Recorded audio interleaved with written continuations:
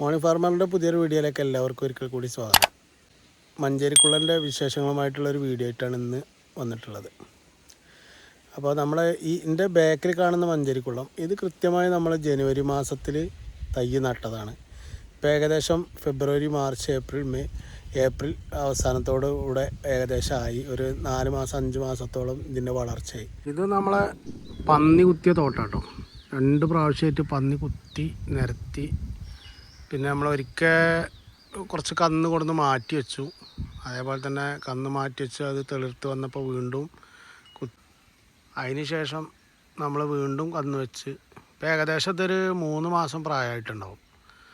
ഇതിന് നമ്മൾ ആദ്യവളം ജൈവവളം കൊടുത്തിട്ടുണ്ട്, അതേപോലെ തന്നെ ഫാക്ടംബോസും കൊടുത്തിട്ടുണ്ട്.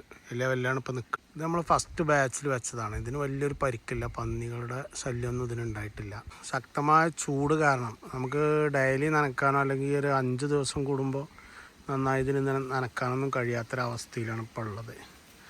കാരണം ഇതിപ്പോൾ ശരിക്കും ഇതിൻ്റെ കണക്ക് പ്രകാരം ഇത് ഒരു മാസം കഴിഞ്ഞാൽ 6 മാസം തികയാണ്. 6 മാസം തികയുമ്പോൾ നല്ല കരുത്തുള്ള വാഴകൾ ഇതിൻ്റെ ഇടയിൽ കൂടിയൊക്കെ ഉണ്ട്. ഇതൊക്കെ കരുത്തുള്ള വാഴയാണ്. ഇതൊക്കെ ഒരു മാസം കഴിഞ്ഞാൽ മിക്കവാറും കൊല വരാൻ സാധ്യതയുണ്ട്. പക്ഷേ ഈ ചൂടിൽ കൊല വന്നു കഴിഞ്ഞാൽ അത് നമുക്ക് നല്ലൊരു പ്രയാസം ഉണ്ടാവുമെന്നാണ് മനസ്സിലാവുന്നത്. നല്ലൊരു മഴ കിട്ടിയില്ല എന്നുണ്ടെങ്കിൽ നമുക്ക് നല്ലൊരു പ്രയാസമാണ്. പിന്നെ അതേപോലെ ഇതിന് ഏറ്റവും വലിയൊരു പ്രശ്നം ഈ ഒരു ഭാഗത്തുണ്ടായിരുന്നത് ഞാൻ നേരത്തെ വീഡിയോയിൽ കാണിക്കുന്നുണ്ട്.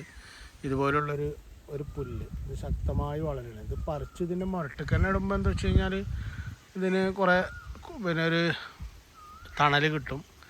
ജലാംശം വല്ലാതെ വറ്റാതെ അതിൻ്റെ അടിയിൽ സൂക്ഷിച്ച് നിൽക്കാൻ നമുക്ക് സാധിക്കും. നമ്മുടെ മഞ്ചേരിക്കുള്ളൻ്റെ പുതിയ വിശേഷങ്ങളുമായിട്ട് നമ്മുടെ കൃഷി ഫാമിൽ നിന്നുള്ള അടിപൊളി മറ്റൊരു വീഡിയോ ആയിട്ട് വരുന്നവരെ എല്ലാവർക്കും നന്ദി, നമസ്കാരം.